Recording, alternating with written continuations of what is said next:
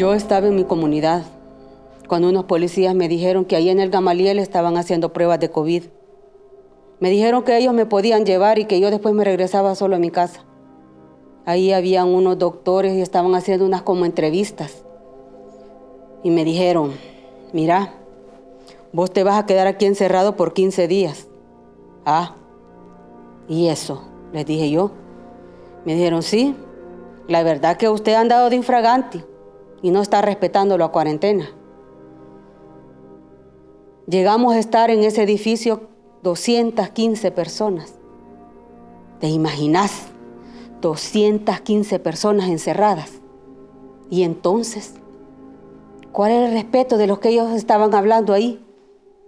En la tele, que si el distanciamiento social, que no sé qué, que guarde su distancia.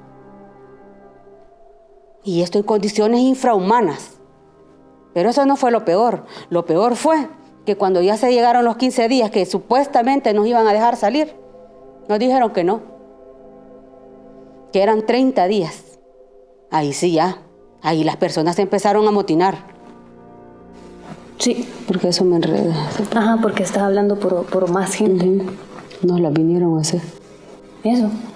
¿Y este gesto está bien? Y nada.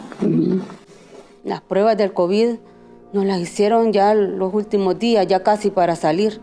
Entonces, eso era lo que nosotros reclamábamos. ¿Cómo era posible que nos tuvieran en un lugar así encerrados si nadie tenía ningún síntoma ni nada? Nosotros estamos retenidos, no detenidos. Nosotros estamos retenidos, no detenidos. La policía abusaba de su autoridad y nos amenazaba.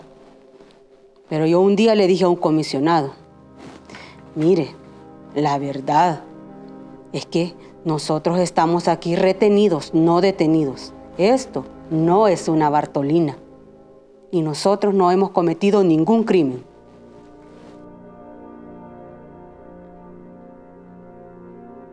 Yo creo que la decisión que el presidente tomó fue buena. Porque te imaginas que aquí en El Salvador no hubieran hecho lo que hizo el presidente. ¿Cuánta gente hubiera muerto? Aunque vos sabés que aquí las autoridades abusan de su poder. Y agarraron gente como que a la garduña, pero que quizás les habían puesto meta de personas, ¿verdad?